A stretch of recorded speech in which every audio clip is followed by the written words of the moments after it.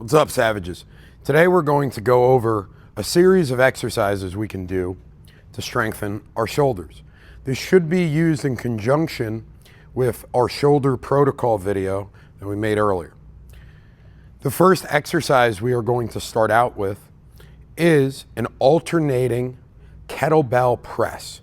So first, we secure our kettlebells. We can do this with, when we're doing our alternating, we want to do this with 2 kettlebells. So we grab 2 kettlebells of a moderate weight. I place them right in front of us, right underneath our chin. Our fists are right underneath our chin. We're creating strong, we're sitting these elbows in the pocket right here so that the kettlebell sits into the side of us here, right? So you see how the kettlebell sits? Now, this is where we should be when we're doing a clean. This is the pocket that I say when I say pocket.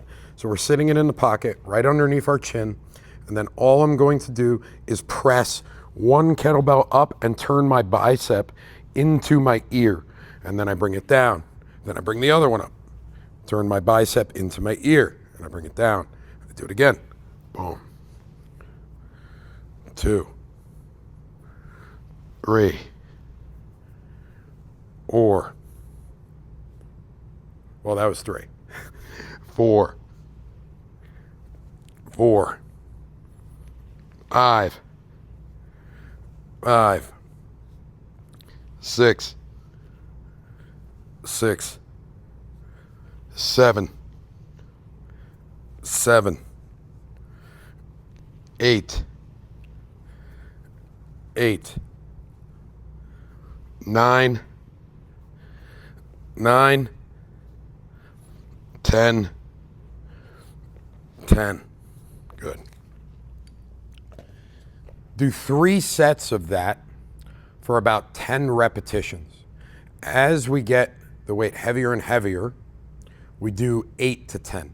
So again, our range as beginners is 8 to 10 repetitions. If we can only do 8, stay at that weight. If we can do 10, increase the weight a little bit more and go a little bit higher in the weight that you can do. So that's the first routine we're doing. The next kettlebell press that we are going to do is a press with one hand extended over our head for balance. So watch.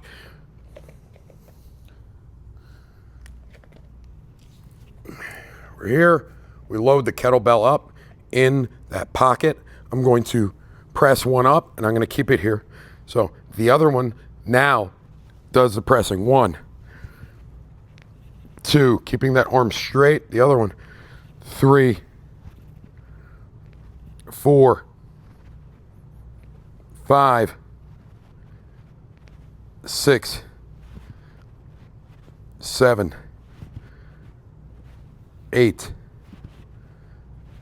9, 10. 1, 2, 3, 4, 5, 6, 7, 8, 9, 10. You get a really good workout in your shoulders because it forces you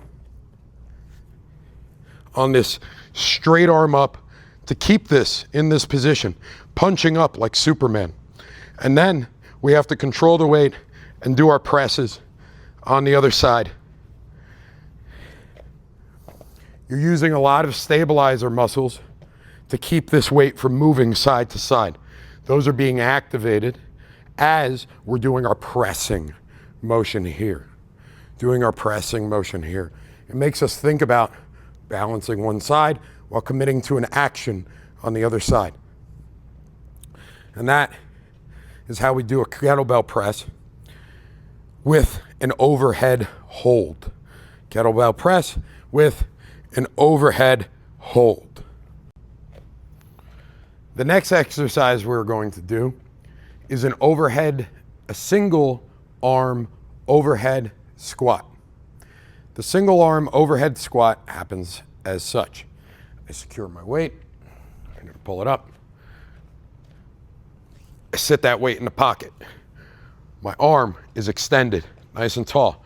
Now watch, I'm going to squat down. I'm going to brace my shoulder up as if I'm Superman punching into the air. My bicep is right where my ear is. And then I'm going to squat down and come back up. That was 1, 2,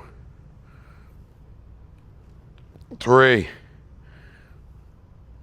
4. Keeping our back straight, settling and sinking. 5, 6, 7, 8, 9,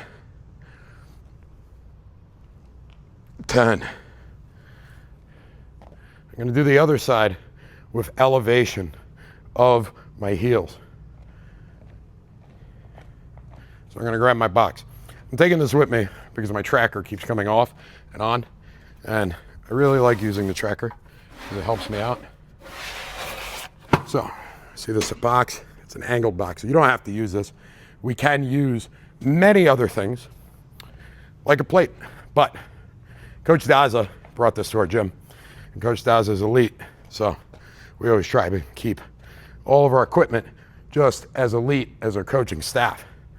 So we have this. This elevation changes the angle of your foot, makes it a lot easier to squat down, especially for people who have really poor ankle rotation. So we sit on this elevated surface, and I'm going to do the same squatting motion with the weight here. I'm going to secure the weight up, pick it up, and I'm going to squat down. Boom. This is an easier way of doing our overhead squats for people who have some mobility issues. If your back naturally rounds because you have poor posture, this will help with that poor posture. It's not really about your shoulder flexibility or mobility as much as you have shit posture, and we need to fix that. 4, 5, 6, 7, 8, 9, 10.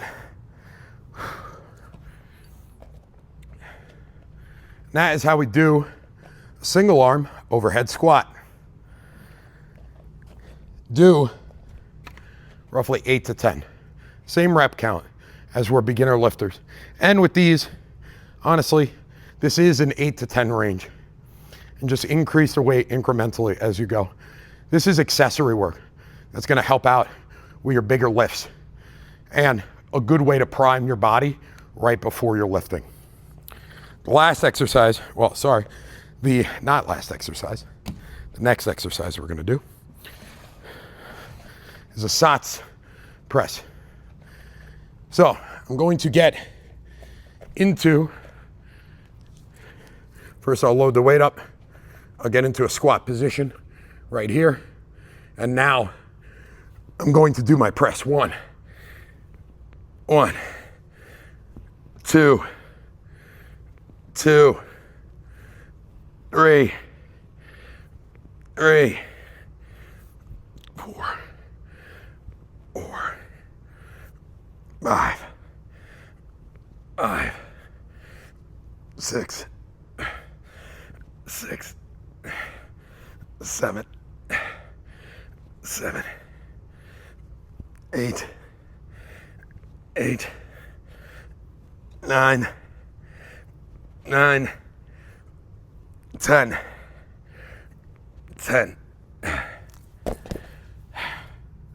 Nice part about the SATS press, and why I like utilizing the SATS press as a lift for our shoulders. It's a little harder. We don't have as much driving force when we're in that deep squatted position. So it's actually harder for us to press up as opposed to being in a standing position. Now watch, we can make this even harder by just doing a simple adjustment to the same stuff we were doing on our feet. So I'm gonna be here. I'm only gonna do one or two of these because I didn't really rest yet. So we're here, overhead. That one's here. 2, 3, 4, 5. Same thing here. 1, 2, 3, 4, 5.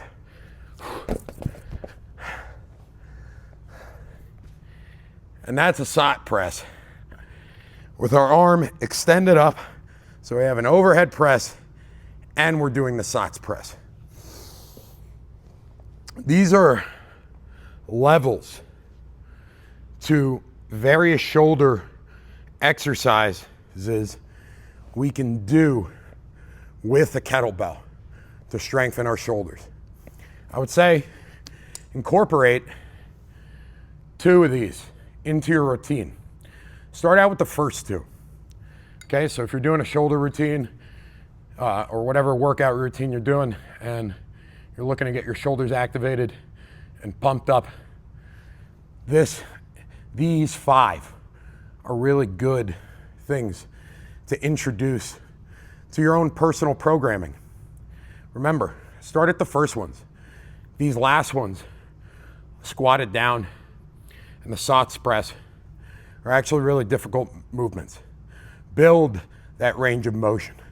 Build that strength incrementally, because it doesn't just happen. It happens through hyper-focusing on your technique and your form. And once you start breaking form, stop. Do not continue. Take a break, do some more repetitions, and then finish it out. That is always best practice. You want perfect form. Well, not perfect, but near perfect. And once you see your form dwindling, you will injure yourself more than help yourself. Don't ego lift. There's no purpose. You're only competing against yourself. You're only trying to make yourself just a little better every day. So try and incorporate some of these exercises into your routine. Look for an 8 to 10 repetition range, and that's where you'll find the sweet spot.